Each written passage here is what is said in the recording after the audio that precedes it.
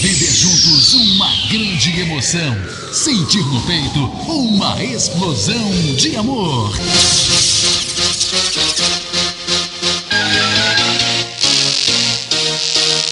Está entrando no ar, na Catedral FM. Deus é 10. Com o Padre Jordão.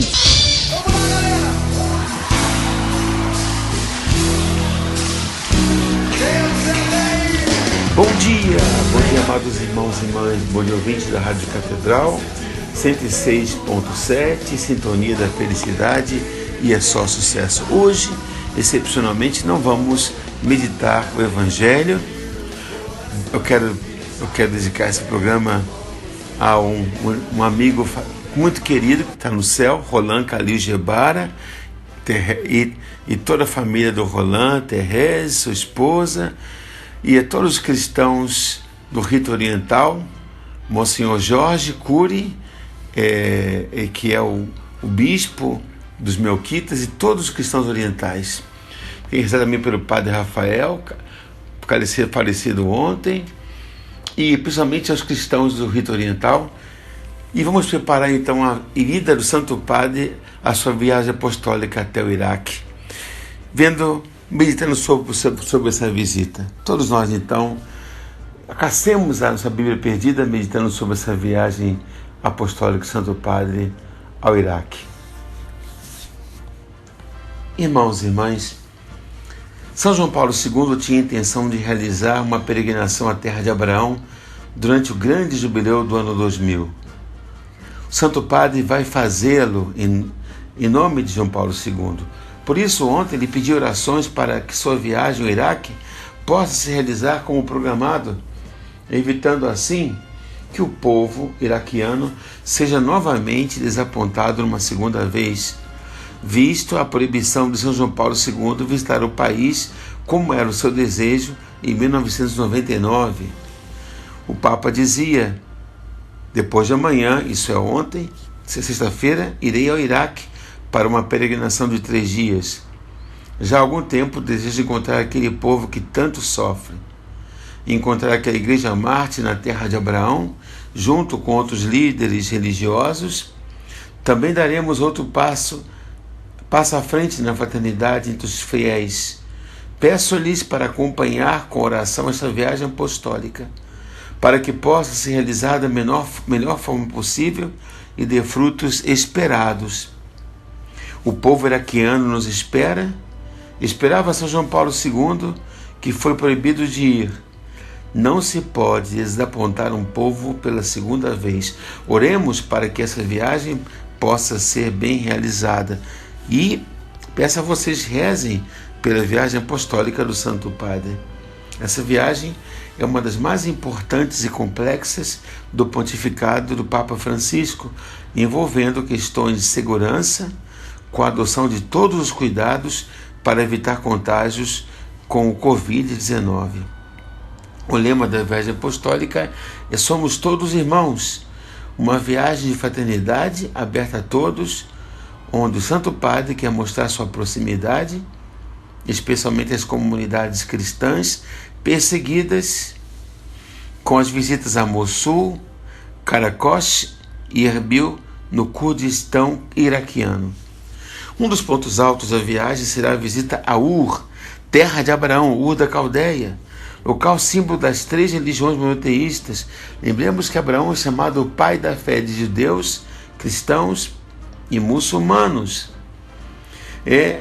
Onde será realizado um encontro interreligioso que pretende reunir representantes de todas as religiões presentes no Iraque, cristãos, diversas denominações, muçulmanos, xiitas, sunitas, judeus, yazidis, zoroastristas, entre outros. São João Paulo II havia expresso esse desejo de poder visitar Ur no ano santo do ano 2000, intenção manifesta na carta sobre as peregrinações aos lugares santos da história da salvação, a 29 de junho de 1999. A peregrinação não se realizou em virtude da guerra e as dificuldades nas tratativas com Saddam Hussein. Assim, meus irmãos, o Papa Francisco vai realizar esse desejo não realizado por São João Paulo II, passando a ser o primeiro Papa a visitar Ur e o Iraque. Em 2019, ele já havia manifestado o desejo de visitar no ano passado, na reunião das obras Ajuda às Igrejas Orientais. No entanto, a pandemia do Covid-19 forçou uma alteração no plano original. Mas no ano passado, em 2020, em dezembro, Francisco confirmou a viagem que vai ter início amanhã, sexta-feira. Ele vai visitar a Igreja Caldeia, Católica Caldeia.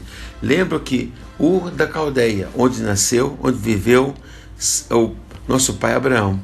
A Igreja Caldeia é uma igreja particular oriental, sui iuris, de direito próprio da Igreja Católica. O seu rito litúrgico de tradição caldeia, ou seja, siríaco oriental, tem como línguas litúrgicas o siríaco e o aramaico. A partir de 2013, a Igreja Oriental é governada pelo cardeal patriarca Luís Rafael I Sacco, juntamente com seu sínodo, mas sobre a obediência ao Papa. Essa igreja surge no século I. O apóstolo São Tomé levou o cristianismo para a Mesopotâmia, onde se localiza uma das mais antigas igrejas do mundo. Os cristãos do Iraque incluem os caldeus, que são católicos, os assírios, que pertencem à igreja nestoriana, os caldeus ainda falam aramaico, a língua de Jesus. Além desses dois grupos, há também os católicos, ortodoxos siríacos, os armênios, católicos romanos rito latino, além de outros em números menores. Entre os não católicos, os mais numerosos são os assírios, são os nestorianos, e os outros são sírios ortodoxos, armênios ortodoxos. Durante o regime de Saddam Hussein, os cristãos não eram considerados ameaças, mas depois da invasão dos Estados Unidos, a guerra contra o Iraque, o país se converteu num campo de batalha entre insurgentes, tropas estrangeiras, para que mais tarde numa guerra de religiões, em virtude do Estado Islâmico.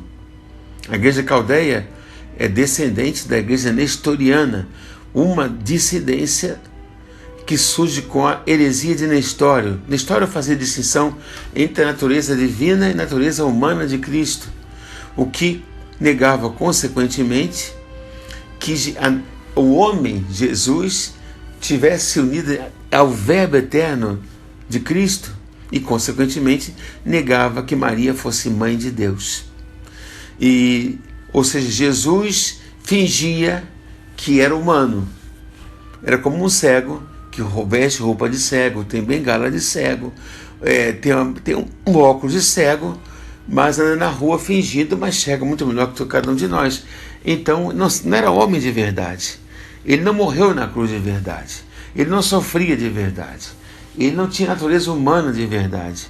Então, o seu sacrifício na cruz não valeu de verdade. Então, Maria não deu a luz a Jesus. Então, Maria não era mãe da pessoa de Jesus. Negava que a pessoa de Jesus fosse realmente uma pessoa. Ao passo que São Cirilo de Alexandria mostra que a união de Jesus está na pessoa. A pessoa de Jesus é uma pessoa humano-divina. Chama-se união hipostática. É como um ferro em brasa. Ele mantém a natureza do ferro e do calor. Há uma união. Uma natureza não anula a outra, mas uma união perfeita. Chama-se união hipostática. Então Maria dá à luz a pessoa de Jesus, que é humano-divina. Por isso Maria é mãe de Deus.